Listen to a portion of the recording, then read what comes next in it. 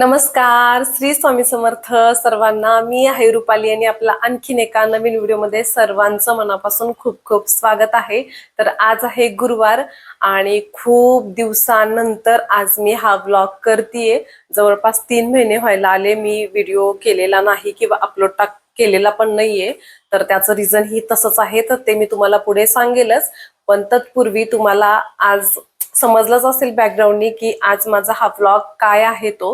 कारण खूप छान असं मनाची इच्छा स्वामींनी पूर्ण केलेली आहे. म्हणजे माझं देवघर सेपरेट, माझी देवघर ही रूम आहे.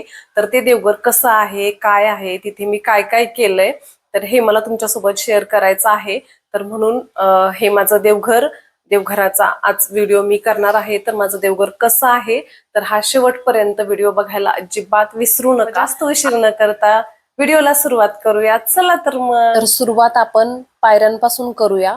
खरं तर घरी माझ्याकडे दुसरं कोणीच घरात नव्हतं, त्याच्यामुळे मोबाईल पकडण्यासाठी कोण नसल्यामुळे मला व्हॉइस ओव्हरच द्यावा लागतोय. नाहीतर मी समोरूनच तुम्हाला ही माहिती सांगायचं ठरवलं होतं, पण असं करता करता व्हिडिओ होणं काही शक्यच होत नव्हतं. म्हणून शेवटी मी फायनली असंच करतेय, तर समजून घ्या थोडंफार. तर आता इथे पायऱ्या बघा या पद्धतीने केलेल्या आहेत. म्हणजे सागाच्या पायऱ्या नाहीयेत, प्लायच्याच आहेत, लाकडाच्याच आहेत.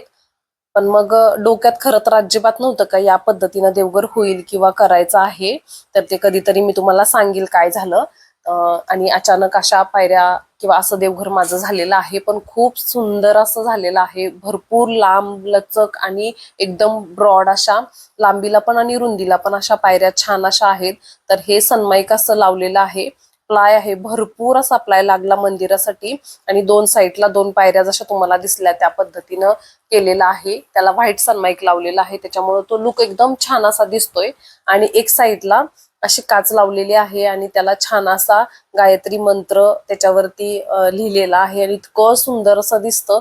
आणि मोल्डिंग असं खूप आहे, त्याच्यामुळे खूप जास्त हेवी मंदिर झालेलं आहे. आणि त्याच्यामध्ये लाइटिंग पण छान अशी रोप, जी लाईट रोप असते तर ती पण लावलेली आहे. आणि त्याच्यामुळे इतकं सुंदर ब्राईटनेस भरपूर आहे. आणि हे पण सांगते बघा, अचानक ह्या सगळ्या गोष्टी झाल्यामुळे ना, हे जे सागाचे आहेत, हे जे खांब आहेत, ही जी डिझाईन दिसते सागाची, तर ही आम्ही बनवून घेतलेली आहे. आणि ती पण खूप, कारण मंदिर खूप जास्त मोठं असल्यामुळं हे पण आम्हाला एकदम जाड असं पाहिजे होतं. आणि जसं पाहिजे होतं तसंच मिळालं. पण मंदिर बनवताना जे बनवलेलं आहे तर त्यावेळेस हे अजिबात डोक्यात नव्हतं की असे पायऱ्या वगैरे किंवा खांब वगैरे अशा लावायच्या आहेत. हे सगळं अचानक झालेलं आहे. जसं जसं सुचलं किंवा केलं. मंदिर पण असं करायचं असं अजिबात नव्हतं, पण खूप सुंदर असं झालं. आणि जो बघा व्हाईट लुक आणि जो प्लायचा लुक आणि व्हाईट सनमाईकचा लुक आहे, त्याच्यामुळे इतकं सुंदर असं दिसतंय बघा. आणि ही जी खालची प्लेट आहे तर त्याच्यावरती आपण रांगोळी किंवा दिवा हे पण ठेवू शकतो. आणि त्याच्यामुळे अजून छान असं वाटतं. आणि हे आतमध्ये पण सरकवण्यासाठी आहे. तर ह्या पायऱ्या सगळ्या म्हणजे काढता पण येतात, कारण मंदिर खूप जास्त मोठं आहे. तर ते करताना आम्ही असा विचार केला की जेव्हा गणपती बसतात त्यावेळेस आपण पायऱ्या काढून घेऊन त्याच्यामध्ये आपण गणपती बाप्पांना सुद्धा स्थापन करू शकतो. त्या हिशोबाने आम्ही केलेलं आहे. आणि खूप सुंदर असं झालेलं आहे देवघर बघा. आणि तिथे पाठीमागं स्वामींचा जी फ्रेम होती माझ्याकडे, तर त्या फ्रेम प्रमाणे ते मोजमाप घेतलं होतं. आणि बघा लुक किती छान असा वाटतोय. आणि आता तुम्ही म्हणाल देवघर असं इतकं उंच नसावं वगैरे, तर तेही मी तुम्हाला सांगते. तर जे मी तुम्हाला अगोदर दाखवलं, माझी देवपूजा झालेली नव्हती. आणि मग मी देवपूजा करण्यासाठी देव मी बाजूला घेतले आणि मग त्याच्यानंतर मी ते तुम्हाला दाखवलं. आता पाठीमागं हे खरं तर किचन आहे माझं. म्हणजे आम्ही नवीन फ्लॅट घेतला बाजूचाच लागून, त्याच्यामुळे मला हे सगळं पॉसिबल झालं. खरं तर माझं अगोदरचं देवघर पण सुंदरच होतं. आणि मग तिथे पाठीमागं ती खिडकी आहे, एक बाजू आम्ही ओपन ठेवली आहे उजेडासाठी वगैरे, ऊन येण्यासाठी. आणि तिथं वरती देवांचेच कपडे वगैरे टाकण्यासाठी हे बेसिंग आहे. म्हणजे हे किचन आहे. तर हे किचन आम्ही तोडलं नाही अजिबात, कारण त्याचं सांगते, कारण माझं घरात लहान बाळ आहे, तुम्हाला सगळ्यांनाच माहिती आहे. आणि त्याच्यामुळे मग तो देवांना किंवा दिवा लावलेला असतो आपण, तर ते हात वगैरे लागू नये म्हणून मग ते उंचावर पण पाहिजे होतं. आणि मला स्टोरेज पण भरपूर पाहिजे होतं, कारण माझ्याकडं देवपूजेसाठी देवांना लागणाऱ्या वस्तू भरपूर आहेत, त्याच्यासाठी मला स्टोरेज भरपूर पाहिजे होतं. तर आता इथे बघा रांगोळीचे भरपूर साचे समया वगैरे त्याच्यामुळे, आणि हा जो ड्रॉवर आहे तर ते माझ्या आधीच्या देवघराचेच आहे, तर ते पण तिथं एकदम परफेक्ट बसले. आणि जे फर्निचरचं काम चालू होतं त्यावेळेस मी अशा ह्या पायऱ्या बनवून घेतलेल्या आहेत भरपूर मोठ्या अशा, त्याचं काम अजून बाकी आहे. आणि हे जे आधीच्या देवघराचं ड्रॉवर मी यूज केलेला आहे. तर सध्या थोडा पसाऱ्याकडे लक्ष नका देऊ, कारण अजून मला व्यवस्थित लावायचं आहे. तरी पण जेवढं पॉसिबल आहे तेवढं मी सगळं ठेवलेलं आहे. आणि हे जे आहे देवांचं अत्तर आहे, म्हणजे अत्तर म्हणजे स्प्रे आहे, तो खूप सुंदर असा त्याला वास नाही म्हणता येणार त्याला, सुगंध खूप छान असा आहे त्याचा. आणि हे जे दोन खाली ड्रॉवर आहेत तर ते मी सेपरेट सेपरेट केलेलं आहे. जे स्वामींचे कपडे आहेत, फेटे आहेत किंवा खाली अंतरायचे कपडे ते वेगळ्या वेगळ्या पिशव्यांमध्ये ठेवून, किंवा जे आपल्याला उपासनासाठी जे अंतरून आपण ठेवतो खाली, तर ते. आणि या ड्रॉवर मध्ये मुखवटे जे माझ्याकडे आहेत देवींचे, किंवा धूप वगैरे, कापूर वगैरे, तर त्याच्यासाठी भरपूर मोठा स्टोरेज आहे तो. आणि दिवे वगैरे पण भरपूर आहेत. तर अजून मला व्यवस्थित लावायचं बाकी आहे, तर त्याच्यासाठी मी ते किचन तोडलं नाही खरं तर. कारण मग ते जर तोडून देवघर खाली घेतलं असतं तर मग लहान बाळ असल्यानंतरचा तो पण एक होताच विषय. आणि मला मेन म्हणजे मला बेसिंग पाहिजे होतं, कारण मला तिथल्या तिथं देवांना आंघोळ घालणं किंवा तिथल्या तिथं माझा वेळ पण वाचून जाईल आणि जास्त आपले पण ये-जा होणार नाही त्या हिशोबाने. तर हे बघा, ही अशी सेपरेट रूम आहे. तर ती पण आम्ही थोडीशी ओपन केलेली आहे. तिथे भिंत होती ती आम्ही काढून या पद्धतीनं असं भरपूर असा जागा पण आहे. आणि इथे कापूरसाठी मला अजून भरपूर गोष्टी करायच्या आहेत, तर त्या मी हळूहळू करेल, तसं मी तुमच्यासोबत शेअर नक्कीच करेल. पण हे या पद्धतीनं असं केलेलं आहे देवघर. आणि खूप छान वाटतं. हा आता असतं की देवघर आपल्या छातीच्या लेवलला यायला पाहिजे किंवा त्याच्या थोडं वरती यायला पाहिजे, खूप जास्त उंच नसायला पाहिजे असं पण असतं. पण मग सगळ्याच गोष्टी बघितल्या तर मग नाही होत, म्हणून मग मी मी असंच करायचं ठरवलं. आणि इथे पण बघा, आम्ही छान असं आम्हाला मस्त असं झुमर पण भेटलं. आणि या पद्धतीनं पायऱ्या आणि हे केलेलं आहे. आता इथे जे मी तुम्हाला जो कपडा आहे तर त्याला पण माझं काम बाकी आहे. हा वेल्वेटचा कपडा आहे लाल कलरचा, तर भरपूर माझ्याकडे मोठा होता. तर मला तेव्हा हे डोक्यात नव्हतं की कशा पद्धतीनं कपडा आपण ठेवायचा आहे, त्याच्यामुळे मी जास्तच घेतलेला आहे तो. तर असं आहे माझं छान असं सुंदर असं देवघर, खूप मोठं असं, आणि जसं मला हवं होतं तसं. तर तुम्हाला माझं देवघर कसं वाटलं मला कमेंट करून नक्कीच सांगा. तर मी आज तुम्हाला फक्त देवघर दाखवलेलं आहे.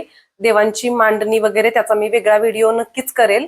तरी सुद्धा मी थोडक्यात तुम्हाला माझी देवपूजा दाखवते की पायरीनुसार मी देवपूजा कशी करते, हे मी तुम्हाला थोडक्यात दाखवते. आता इथे मी तुम्हाला डिटेल जास्त काही सांगत नाही, त्याच्यावरती मी वेगळा व्हिडिओ नक्की करेल. तर इथे मध्ये मी स्वामी महाराजांचा फोटो ठेवलेला आहे, त्याच्यामध्ये खालोखाल अशी स्वामी महाराजांची मूर्ती आहे. आणि आपल्या डाव्या बाजूला जे देव असतात, देवांची मूर्ती किंवा फोटो ठेवायचे, उजव्या बाजूला जे देवी असतात तर देवींचे मूर्ती किंवा फोटो आपल्याला इथे ठेवायचे आहेत. आणि आता आपल्याच बाजूनं सांगते म्हणजे सांगायला सोपं जाईल. आणि इथे मी स्वामी महाराजांसाठी एका गडूमध्ये पाणी ठेवलेलं आहे. आणि आपल्याच डाव्या बाजूला आपल्याला मंगल कलशेची स्थापना करायची आहे. त्याच्यामध्ये खाली डिश मध्ये ठेवलेलं आहे, त्याच्यामध्ये तांदूळ पण टाकलेले आहेत. आणि हे झालं पहिल्या पायरीवरचं. दुसऱ्या पायरीवरती मी इथे गणपती बाप्पांना ठेवलेला आहे. गणपती बाप्पांच्या डाव्या बाजूला देवींची मूर्ती किंवा फोटो ठेवू नये म्हणून मी आपल्या डाव्या बाजूला इथे मी बालकृष्ण, त्याच्या बाजूला मी महालक्ष्मी आईची मूर्ती आहे, अन्नपूर्णा आईची मूर्ती आहे, आणि त्याच्या बाजूला मी पिंड ठेवलेली आहे. तर ही पिंड आहे तर ती उत्तरेकडं तोंड जाईल, म्हणजे जो पाणी जे वाहतं पाणी आहे ते उत्तरेला जाईल या पद्धतीने. त्याच्या खाली मी व्हाईट कलरचा कपडा ठेवलेला आहे, कारण लाल कपड्यावरती जी पिंड आहे ती ठेवू नये. आणि पिंड ठेवल्यानंतर त्याच्यानंतर कोणतेही देव ठेवू नये म्हणून तिसऱ्या पायरीवरती मी इथे जे माझ्याकडं श्रीयंत्र कुबेर यंत्र आहे ते ठेवलेलं आहे. आणि जे इथे माझ्याकडं हत्ती म्हणजे गजलक्ष्मी आहेत त्या दोन दोन बाजूला ठेवलेल्या आहेत. आणि जी बाजूला मला भरपूर अशी जागा मिळते सगळ्या गोष्टी ठेवायला, तर हळदी कुंकू मी दोन याच्यामध्ये ठेवलेलं आहे, एक देवांसाठी आणि एक आपल्यासाठी. इथे मी नैवेद्य पण ठेवलेला आहे त्या साईडला. जागा भरपूर असल्यामुळे आणि देवांची जी मांडणी करतो तर त्याच्यामध्ये अंतर असायला पाहिजे, म्हणून थोडं थोडं अंतर तर माझ्याकडे भरपूर आहे, पण सगळ्यांकडे असं नसतं. पण तरी सुद्धा एकदम जवळजवळ मूर्ती ठेवू नये. तर इथे माझ्याकडे बघा हे जे सोनचाफ्याचं फूल आहे तर ते ओरिजिनल आहे. अशा माझ्याकडे 2 छान बॉटल आहेत भरपूर वर्षांपासून, तर त्या पण मी तिथे ठेवते, मोरपीस ठेवते. आणि इथे बघा मी तुम्हाला मगाशी दाखवलं तसं मी इथे छान अशी रांगोळी आणि सेंटरला मी दिवा ठेवलेला आहे. तर या पद्धतीने गजलक्ष्मी ठेवताना पण एकदम समोर असं तोंड नसावं म्हणून मी थोडं क्रॉस करून ठेवलेलं आहे. देवांमध्ये छान असं बऱ्यापैकी अंतर पण आहे. तर अशी मी छान अशी देवांची मांडणी केलेली आहे. आणि जर तुमचं अजून काही सजेशन असेल तर तेही मला सांगा. आणि छान असं आरती वगैरे मी देवांची करून घेतली, नैवेद्य पण दाखवलेला आहे. तर असं माझं छान असं सुंदर देवघर आहे. तर तुमचा अजून काही प्रश्न असतील किंवा अजून मला काही सजेशन असेल की अजून काय करता येईल किंवा माझं काही चुकलं असेल, पण जे चुकलं असेल ते माझं असेल, जे बरोबर असेल ते स्वामी महाराजांचं असेल, तर या पद्धतीनं छान अशी माझी देवपूजा असते. आता रोजची कशी असते त्याच्यावरती पण मी व्हिडिओ नक्कीच करेल, पण ही देवपूजा तुम्हाला कशी वाटली मला नक्कीच सांगा. आणि हे देवघर पण आणि घंटीचं पण सांगायचं राहिलं, मी घंटी त्या बाजूला 2 साईडला अशा मी लावलेल्या आहेत. मला अजून खूप काही करायचं आहे, जसं जसं करेल तसं मी तुम्हाला नक्की दाखवेल. तर तुम्हाला अजून कशा कशा पद्धतीचे किंवा देवघराचे कोणते कोणते व्हिडिओ बघायला आवडतील तेही मला कमेंट करून नक्कीच सांगा. आणि तुम्हाला जर माझे व्हिडिओ आवडत असतील तर आपल्या चॅनलला लाईक, शेअर, सबस्क्राईब करायला अजिबात विसरू नका. तर चला तर मग अशा छान छान व्हिडिओ सोबत पुन्हा भेटूया. तोपर्यंत सर्वांना श्री स्वामी समर्थ. धन्यवाद.